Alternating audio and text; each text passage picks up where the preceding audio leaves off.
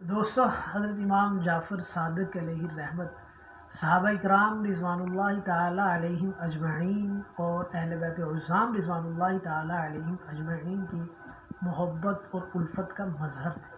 انہوں نے اپنے والد حضرت امام باقر علیہ رحمت سے طریقت میں بیعت کی، انہوں نے اپنے والد امام زین العابدین سے بیعت کی، انہوں نے حضرت حسین رضی اللہ تعالیٰ عنہ کے ہاتھ پہ بیعت طریقت کی، اور انہوں نے حضرت علی المرتضیٰ شیر خدا رضی اللہ تعالیٰ علیہ اجمعین کے ہاتھ میں بیعت طریقت۔ یہ تو ان کا اپنے ددحالی نسب میں طریقت کا رشتہ تھا، بالکل اسی طرح ہی ان کا اپنے ننہالی رشتہ داروں سے بھی طریقت کا رشتہ تھا۔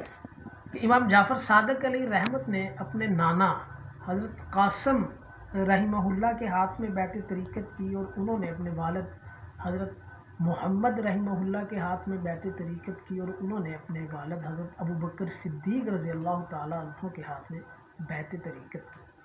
تو دوستو، یہ ایک بڑا خوبصورت اور حسین مظہر تھا، اور اس طرح کی خوبصورت باتیں مطالعہ کتابوں کا مطالعہ کرنے سے حاصل ہوتی ہیں۔ شکریہ۔